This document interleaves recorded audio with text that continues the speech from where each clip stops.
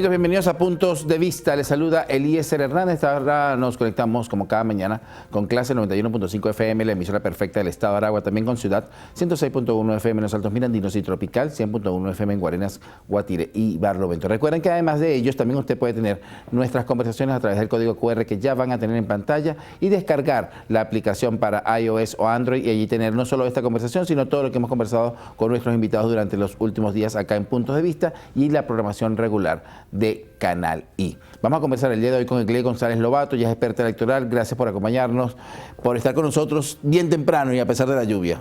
Muchísimas gracias por la invitación. Queremos conocer acerca de su experiencia. ¿Qué viene ahora en Venezuela luego de esta convocatoria a un proceso electoral tan rápido? Porque acabamos de salir un proceso electoral el 25 de mayo y nos sorprende con un proceso electoral el 27 de julio, que si bien es constitucional, correspondía este año, sorprendió al pueblo venezolano. Sí, muy buenos días a quienes se conectan. Unas elecciones municipales que deberían ser muy importantes para el país, porque es la posibilidad de recuperar lo local, los problemas de la gente, que la ciudadanía sea el centro del debate, de la agenda nacional. Sin embargo, fue como bien lo dice, una convocatoria un poco sorpresiva, y deja a los factores de oposición especialmente muy fuera de foco, ¿no? Muy complicado porque una elección como estas municipales, donde el oficialismo arrase las 335 alcaldías, pues no es conveniente, ni para lograr los cambios del país, ni para restituir una convivencia institucional y democrática. Entonces, bueno, lo interesante es que aquí se entienda qué es lo que está pasando y exactamente esa pregunta, ¿hacia dónde vamos a llevar al país? ¿Vamos a tener una política de reconstrucción y de convivencia democrática o vamos a apostar al caos como factores? Están apostando a ello o a milagros o a intervenciones, medidas de fuerza o trabajamos desde el territorio con la participación, pero con acuerdos sobre un proceso electoral. Ahora, ¿qué diferencia al sector de oposición del sector oficial? Dice que sorprende mayormente al sector de oposición, pero Diosdado Cabello, como secretario general de la organización del Partido Socialista Unido de Venezuela, habría dicho que están pariendo, pero que ya van a tener sus candidatos. Incluso ayer decía que había 15 candidatos para cada cargo de elección popular de los que serán el próximo 27 de julio. Bueno, porque que en cada sector se entiende, y el oficialismo lo entiende, porque es un partido, digamos, y con el gran polo patriótico, los partidos aliados, organizados, entienden que la organización es extraordinariamente importante. Y el gobierno entiende algo que a la oposición le cuesta más entenderlo, que es que comparte el poder. O sea, este tipo de elecciones genera, de alguna manera, mayor participación en la gestión pública y tratar de superar el descontento de la mayoría de la gente, sobre todo la que hace política. En el caso de la oposición es diferente, la oposición sorprendida, va fragmentada, cosa que al gobierno le interesa mucho, pero que en esta oportunidad el gobierno también tiene que apostar porque se logre una pluralidad en esas 335 alcaldías y no un control total por parte del gobierno que no es conveniente para el propio país. ¿Qué se está diciendo? ¿Que ceda el gobierno lo que no tiene que ser? No. Pero sí que haya acuerdos y que se entienda que tiene que haber una participación política de los sectores que rompa ese guión de que aquí, repito, solo es o el colapso del país o la fuerza o el milagro de que venga el hermano mayor Estados Unidos, que bastantes problemas que tiene y que la democracia venezolana no es de sus prioridades, pero que venga a resolver lo que no resolvemos los venezolanos acá. Ahora, además, estas son elecciones bien complejas porque son 335 alcaldes. O sea, no son dos candidatos. Y anoche Diosdado Cabello decía que hay por lo menos 15 candidatos del PSUV por cada cargo, sin contar los de oposición. recordemos que el Partido Socialista de Venezuela va a hacer luego su limpieza, su proceso y va a escoger un candidato. Pero son 335, una campaña bastante compleja, muy poco tiempo, muy pocos días, pero además también concejales en cada uno de estos municipios. Sí, claro, algo así como 2.470 concejales. Yo traía el número, es muchísimo, pero es una elección, primero que de por sí tiene, la gente vota, va a participar muy poco, siempre hay participación baja, pero en este caso el problema está en que no se entienda que este proceso electoral es extraordinariamente importante para que la gente empiece a trabajar lo local, de tal manera que yo invito a los diferentes sectores que tienen fuerzas vivas en el país a tratar de ponerse de acuerdo en ese cronograma y tal vez, probablemente, llegar a condiciones mucho más aceptables, porque el gobierno no te va a dejar espacio, pero tiene que entender que tiene que haber la posibilidad de participar en ese proceso electoral. Acaba de decir algo bien interesante y es el tema de entender que es un proceso complejo y de que los espacios son para conquistarlos y para mantenerlos quienes los tienen en sus manos. ¿Cómo se hace esto? Bueno, porque hay dos posiciones ahí muy claras. Hay quien dice, no, el gobierno no controla todo y votar es inútil y vamos a quedarnos esperando lo que sea, alguien de afuera o lo que sea, y hay quien dice, no, mira, al poder hay que disputarlo, el territorio hay que ganarlo, aun cuando en estas gobernaciones el gobierno conquistó territorialmente, nuevamente el país, bueno, hay que seguir, la oposición tiene que acumular fuerza, eso conviene no solo a los factores de oposición, conviene también al gobierno, así que haya esa disputa por el poder, no ese abandono, esa rendición,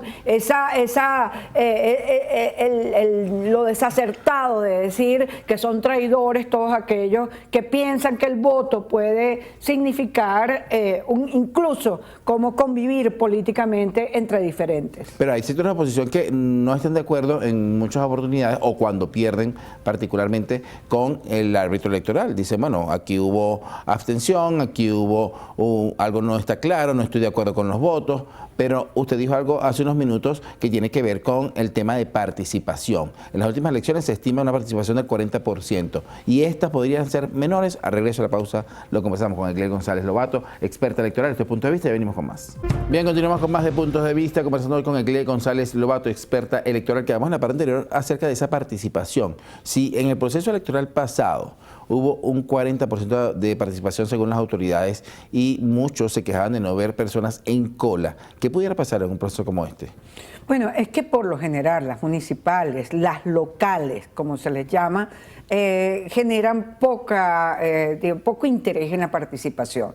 Pero son las autoridades más cercanas. Pero es contradictorio porque, por ejemplo, a mí me gusta mucho la parte de las elecciones locales porque ahí sí que no hay problema de testigos, porque todo el mundo, o sea, hay muchos candidatos y entonces, bueno, movilizan a los sectores más cercanos en las regiones y eso es interesante, pero hay que comprender la naturaleza de la elección. La elección es local y este es un país bastante presidencialista, ni siquiera una elección como la parlamentaria que se le acerca mueve tanto como una presidencial. Entonces, a término local pareciera que es menos el interés. Sin embargo, Venezuela transita por un momento político en donde la participación es parte de esa estrategia de recuperación por parte de los diferentes factores de una reconexión con el país, tanto de oficialismo como de oposición, reconexión con el ciudadano, porque también hay que hablar de manera honesta. El ciudadano está agotado, el ciudadano tiene una sensación de que el voto no le sirve mucho y que el Consejo Nacional Electoral no está cerca del ciudadano, pero hay que decirle la ruta, el camino para usted de lograr otra vez recuperar esa posición política es recuperando fuerza. Y eso se hace desde el territorio, desde los diferentes puntos del país. Siempre insisto, Caracas no es suficiente para definir a Venezuela. Este sería el momento en que todas las regiones estarían diciendo, mira, vale, en Aragua el problema es el agua. Bueno, no, en Bolívar el problema es la luz, por decir algo. Pero cada uno peleando o debatiendo por tratar de obtener los mayores o los mejores beneficios en una gestión pública. Hay temas que nos llaman bastante la atención. El tema, por ejemplo, de los lapsos de tiempo. Sería desde ayer lunes y hasta el viernes la inscripción de candidatos. Pero ¿quiénes son los candidatos? ¿Hay tiempo de inscribir unos candidatos que todavía no muchos conocen? Sí, ciertamente el cronograma, estamos de acuerdo, está como muy apresurado. Esto de las postulaciones se ha vuelto algo como contra el tiempo, porque entonces tienes como para admitir y para negar desde el 10 al 14, es decir, que va muy atropellado. Por eso es importante que los factores políticos se reconozcan y se sienten a trabajar y a ponerse de acuerdo en un cronograma que no solo importa para los actores políticos, también importa para la ciudadanía. En esa medida tú le vas a transmitir al ciudadano mayor seguridad, que estás haciendo lo que sabes hacer y que hay no un atropello completamente del aspecto electoral. ¿Qué corresponde en ese cronograma? ¿Qué contempla el cronograma? ¿Estamos preparados para cumplirlo? Bueno, pero es que esto llama a los factores políticos especialmente, ¿no? Hace mucho tiempo, y eso es algo que el Consejo Nacional Electoral está en deuda, que tiene que ver un poco con los grupos electorales, con las agrupaciones de ciudadanos, que son aquellos movimientos que participan, que no tienen la constitución de partidos políticos. Pero en todo caso, esto moviliza a muchos actores de las diferentes regiones del país. Entonces, lo lógico es que en este proceso de postulaciones haya suficientes métodos de consulta, de acuerdos, de consenso. No da tiempo para hacer elecciones internas, pero en todo caso, pues que haya acuerdos y consensos para tener candidatos y oferta, y no sea únicamente el oficialismo el que oferte en este proceso electoral. Claro, que además el oficialismo, como usted bien lo decía hace unos minutos, tiene la organización que no tienen otros sectores de oposición para poder postular estos candidatos. El pueblo venezolano, en este momento, con toda la situación nacional e internacional que está viviendo, con el regreso de los migrantes, ¿está preparado para continuar en el proceso electoral que permanentemente estamos viviendo?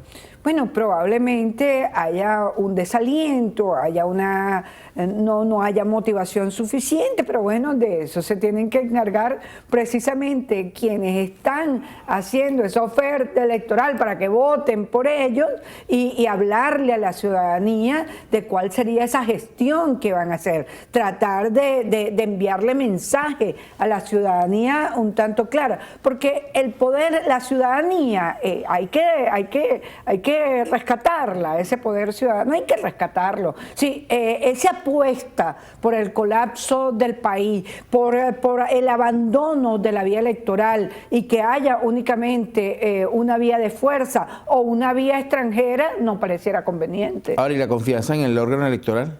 Ciertamente, a tu pregunta, y la gente al Consejo Nacional Electoral tiene muchos errores, le ha faltado mucho, pero entre ellos el acercamiento a la ciudadanía. Es decir, tiene que abrirse a los ciudadanos y un poco esa política informativa que tenía el Consejo Nacional Electoral, pues se resiente en este momento que no haya, que sea, digamos, que haya esa ausencia por parte del máximo órgano electoral. Bueno, el cronograma también corresponde a tener la motivación del voto, digo, sobre todo a la juventud venezolana. ¿Hay interés en la juventud venezolana en la política en este momento en participar en un proceso electoral? Bueno, volvemos otra vez, esa es una mora, la juventud en el registro electoral. hay un hecho que es que la juventud, los jóvenes esperan un proceso electoral para inscribirse en el registro electoral. El registro electoral es permanente, es decir, se puede hacer en cualquier momento. El Consejo Nacional Electoral, los diferentes factores tienen que establecer esos procesos para atraer a esa juventud al registro electoral y formar parte de esa toma de decisiones políticas en el país. Eso ciertamente es una mora. Y si el joven tiene que entender que en la medida en que haya un registro electoral con una participación importante de la juventud, en esa medida ellos son un factor decisor del proceso electoral. Vamos a hacer una pausa. A regreso venimos ya en la parte final de esta conversación con Egle González Lobato, ya es experta electoral. Hablamos sobre el proceso que espera a los venezolanos el próximo 27 de julio. Esto es Punto de Vista y venimos. Bien, estamos vueltos ya en la parte final de esta conversación el día de hoy con Egle González Lobato, experta electoral. Bien, en estas elecciones, 27 de julio, se consuma lo que estaba pendiente, se paga esa deuda con el pueblo venezolano para las elecciones de cargos de elección popular. Pero, ¿qué más viene? Porque estamos acostumbrados a elección tras elección. También viene ahora una consulta el propio 27 va a haber una consulta popular, pero también viene la reforma constitucional. ¿Qué está preparando? Bueno, lo que sí pareciera que el gobierno quiere que haya actividades, digamos, de participación ciudadana, pues a un año de cumplirse el 28 de julio. Eso es una realidad. Y los factores opositores no pueden sorprenderse tampoco, porque bueno, es parte del juego político cerrado que tenemos. O sea, aquí lo que estamos apostando nosotros es que se abra el juego. Es decir, que se abra, que haya posibilidades, que haya competitividad, que el gobierno no termine arrasando las 335 alcaldías, porque no es conveniente. Necesitamos recuperarnos. ¿Por qué no es conveniente? Bueno, porque eso implicaría una hegemonía que no conviene para los cambios que el país necesita. El país necesita pluralidad, necesita volver a sentar a los contrarios, negociar, dialogar, ponerse de acuerdo. Y no precisamente que haya un ataque en la deslegitimación nuevamente de las instituciones. Eso no es conveniente. O sea, la ruta puede ser el restablecimiento institucional y democrático del país. Entonces, por eso es que uno dice, bueno, no puede haber un arrase completo, aunque sea muy tentativo para muchos candidatos. No, y vamos a arrasar todo. Sí, pero eso no te conviene a ti. ¿Cómo vas a quedar? O sea, tiene que haber una pluralidad mínima. Y ahora, eso también parte de los factores de oposición, que los factores de oposición, bueno, van fragmentados, cosa que le genera al gobierno tranquilidad porque mantiene la mayoría, pero por otra parte no puede ir tan fragmentado que no sea capaz de conquistar espacios territoriales. Y hay que entender que quienes están llevando ese camino de la vía electoral, bueno, pues son los que están llevando más palos, porque entonces lleva palo por parte del gobierno que le cierra los caminos y por parte de una oposición que es entreguista, que no cree en la participación, que no cree en la vía electoral, que lo que quería era una revolución electoral, pero que no cree en la vía electoral y que piensa que es mejor que esto se vaya al demonio y bueno, que vea después qué se hace. Ahora, pero esto de los partidos políticos de oposición que no se han organizado, que no se han conglomerado, eso es bien relativo, porque por ejemplo, en el estado de Aragua, las elecciones pasadas, Luis Eduardo Martínez tenía 21 organizaciones políticas acompañándonos, mientras que Johanna Sánchez tenía el PSUV y el Gran Polo Patriótico.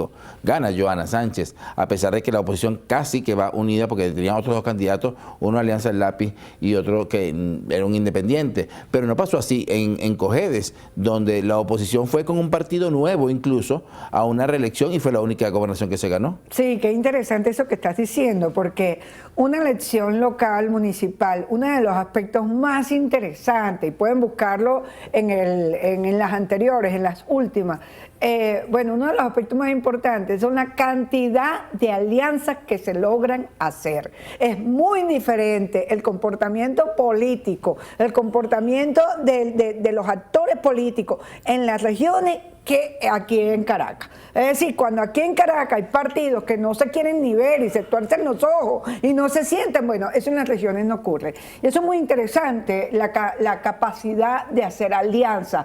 Eso es interesantísimo, los efectos efectos electorales y de movilizar el proceso electoral. Ahora, ¿cómo ganas tú en unas municipales frente a un gobierno o frente al partido de gobierno y los aliados? La manera de ganarla sería por la vía de candidaturas unitarias o de mayor consenso entre ellas. ¿Son capaces de hacerlo? ¿Es posible hacerlo? Probablemente lo que veamos sea una postulación de candidatos y luego una sustitución de candidatos mayor. Pero la idea, la única manera de lograr ganar es el modo Cojedes, el modelo Cojedes, por ejemplo. Si tú vas totalmente dividido y además tú tienes que enfrentarte al gobierno y enfrentarte a esos factores opositores que le están diciendo a la gente que se quede en su casa hasta que llegue, no sé, el niño Jesús en diciembre y les traiga algo distinto. La unidad no garantiza entonces el triunfo. Pues la unidad no se decreta, la unidad se trabaja con la ciudadanía en la calle. Tal vez lo más importante ahorita es rescatar nuevamente ese poder ciudadano. Y eso involucra a toda la sociedad y a todos los factores políticos. Muchísimas gracias por acompañarnos. A ustedes por invitarme. Egle González Lobato con nosotros, experta electoral. Amigos, esto fue Punto de Vista. Que tengan todos muy buenos días.